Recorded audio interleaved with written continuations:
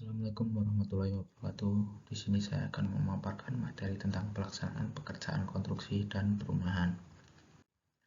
Pengerjaan rumah, perumahan, dan pemukiman. Rumah adalah bangunan gedung yang berfungsi sebagai tempat tinggal yang layak huni, sarana pembinaan keluarga, cerminan harkat dan martabat penghuninya, serta aset bagi pemiliknya.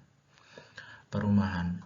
Perumahan adalah kumpulan rumah sebagai bagian dari pemukiman, baik perkotaan maupun perdesaan, yang dilengkapi dengan sarana, prasarana, dan utilitas umum sebagai hasil upaya pemenuhan rumah yang layak huni.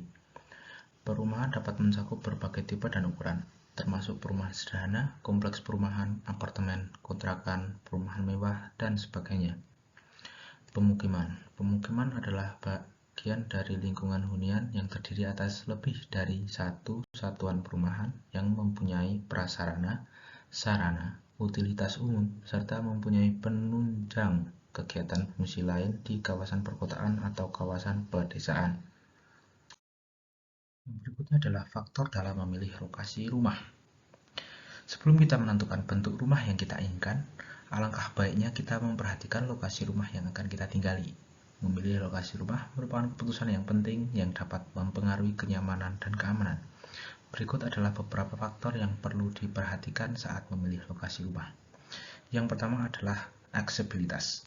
Periksa lokasi rumah mudah diakses dan terhubung dengan jaringan tempat umum seperti transportasi, sekolah, tempat kerja, pusat perbelanjaan, dan fasilitas umum lainnya.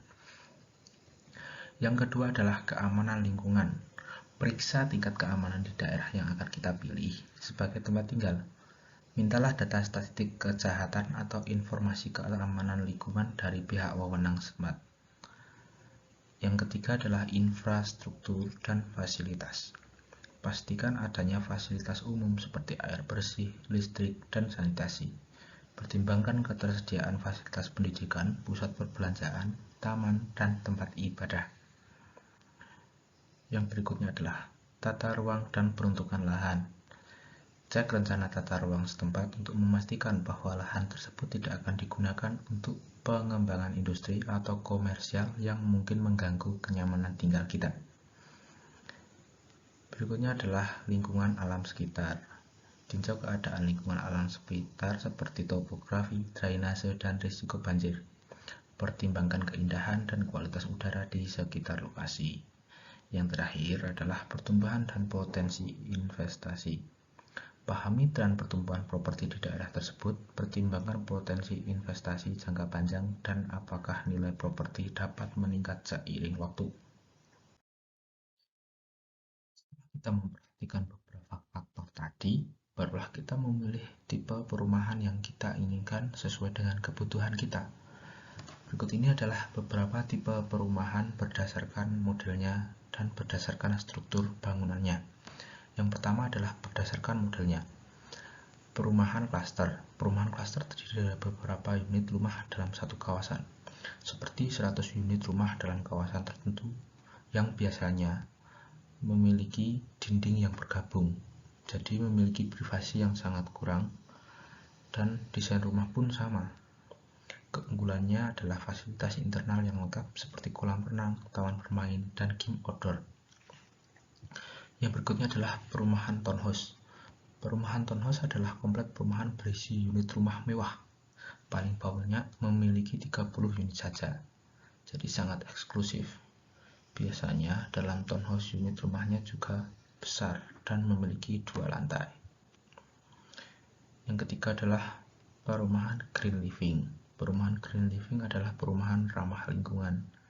Di kawasan perumahan ini, sistem pengelolaan sampah sangat bagus dan juga memiliki solar listrik tenaga surya. Ditambah lagi lingkungan perumahan yang terbuka juga memiliki danau tersendiri. Yang terakhir adalah perumahan tanah kafling. Perumahan kafling adalah perumahan yang terdiri dari lahan kosong. Lahan kosong ini diperuntukkan untuk pembeli yang nantinya akan memilih pembangunan rumahnya sesuai dengan anggaran yang dimiliki. Berikutnya adalah perumahan menurut strukturnya. Ada banyak tipe perumahan berdasarkan struktur bangunannya. Antara lain adalah rumah tunggal, rumah berganda, rumah baris, rumah bertingkat, apartemen, kondominium, rumah modular, rumah praproduksi, rumah kaca, rumah klasik atau tradisional, rumah kontemporer, dan yang terakhir adalah rumah ramah lingkungan. Berikutnya adalah tentang pekerjaan konstruksi. Apa itu pekerjaan konstruksi? Dalam Peraturan Presiden Nomor 16 Tahun 2018 tentang pengadaan barang atau jasa pemerintah, pekerjaan konstruksi adalah keseluruhan atau sebagian kegiatan yang meliputi pembangunan, pengoperasian, pemeliharaan, pembongkaran, dan pembangunan kembali suatu bangunan. Pekerjaan konstruksi juga mencakup manajemen proyek, pengelolaan sumber daya manusia dan material, serta pemantauan ketat terhadap aspek keselamatan kerja di lokasi konstruksi. Keselamatan kerja merupakan prioritas utama dalam pekerjaan konstruksi untuk mencegah kecelakaan dan cedera. Dalam pekerjaan konstruksi, siapa saja pelaku dalam konstruksi? Industri konstruksi melibatkan berbagai jenis pekerjaan dan banyak pihak yang berkontribusi dalam proyek konstruksi. Beberapa pihak yang umumnya ada dalam pekerjaan konstruksi antara lain owner atau pemilik. Tugas dan kewajiban owner adalah mengendalikan proyek secara langsung untuk mencapai hasil maksimal dan waktu yang telah ditetapkan. Selain itu, owner juga bertugas mengadakan perjanjian kontrak dengan kontraktor yang memuat tugas dan kewajiban sesuai dengan prosedur. Berikutnya adalah pengembang atau development. Tugas development adalah membangun segala jenis properti termasuk membeli tanah. Development adalah orang yang bertanggung jawab untuk mencari cara supaya interaksi dari ketiga saluran pelanggan, pasar, dan relasi bisnis bisa menciptakan peluang bagi perusahaan untuk terus tumbuh. Pelaku yang ketiga adalah arsitek. Arsitek mengambil bagian dalam perencanaan, perancangan desain, perkiraan anggaran, dan pengontrolan bangunan. Arsitek berperan dalam menggambarkan ide-ide yang diberikan oleh owner dan membuatnya menjadi sebuah gambar bangunan yang diharapkan oleh ownernya. Kemudian berikutnya adalah kontraktor. Tugas seorang kontraktor dalam sebuah proyek adalah mengatur dan mengendalikan pekerjaan konstruksi sesuai dengan kriteria berupa biaya, waktu, dan kualitas yang telah ditentukan, menyusun program kerja harian, dan menyerahkannya pada tenaga kerja di lapangan. Selain itu, kontraktor juga bertugas memahami gambar desain beserta spesifikasi dan konsepnya untuk dijadikan acuan kerja dalam proyek. Berikutnya adalah manajer proyek. Manajer proyek menentukan strategi untuk memulai proyek, mengevaluasi dan memahami persyaratan proyek, menganalisis dan membawa profesional yang dibutuhkan, dan memantau kemajuan proyek. Yang berikutnya adalah pengawas lapangan atau site supervisor. Posisi ini bertanggung jawab untuk mengatur dan mengawasi keberlangsungan progres yang berlangsung selama di proyek dari sisi finansial, waktu, dan perencanaan. Kemudian berikutnya adalah surveyor. Surveyor di sini bertanggung jawab melakukan survei dan pemetaan lahan untuk keperluan konstruksi, seperti pembangunan jalan, gedung, instalasi listrik, dan lain sebagainya. Membuat laporan dari hasil survei, kemudian disampaikan kepada pemilik atau investor properti baru. Selain itu, juga memiliki tugas mengawasi staf di lapangan saat bekerja. Yang terakhir adalah konsultan manajemen konstruksi. Dalam satu pelaksanaan pembangunan, konsultan manajemen konstruksi berperan penting mulai dari tahap perencanaan sampai tahap sudah pelaksanaan. Konsultan manajemen konstruksi merupakan satu tim kerja yang bertugas untuk mengawasi, mengontrol, membantu, serta ikut terlibat dalam proses pembangunan proyek. Yang berikutnya adalah tahapan dalam pekerjaan konstruksi. Ada dua tahapan besar dalam pekerjaan konstruksi. Yang pertama adalah analisis tanah. Analisis tanah dalam pekerjaan konstruksi adalah proses evaluasi dan penilaian sifat-sifat tanah di lokasi konstruksi. Tujuan dari analisis tanah adalah untuk memahami karakteristik tanah dan memastikan bahwa tanah tersebut memenuhi persyaratan teknis dan diperlukan untuk mendukung struktur konstruksi yang aman dan stabil. beberapa aspek penting yang dianalisis dalam pekerjaan konstruksi, yaitu daya dukung tanah, kondisi konsolidasi, kandungan air tanah, distribusi butir tanah, kohesi tanah, dan kondisi air tanah. Yang berikutnya dari tahap pertama adalah perizinan. Perizinan dalam pekerjaan konstruksi merujuk pada persetujuan atau izin resmi yang diperlukan dari pihak wewenang sebelum memulai atau melaksanakan suatu proyek konstruksi. Proses perizinan melibatkan pemerintah setempat atau badan regulasi terkait yang bertanggung jawab mengawasi dan mengatur konstruksi di suatu wilayah.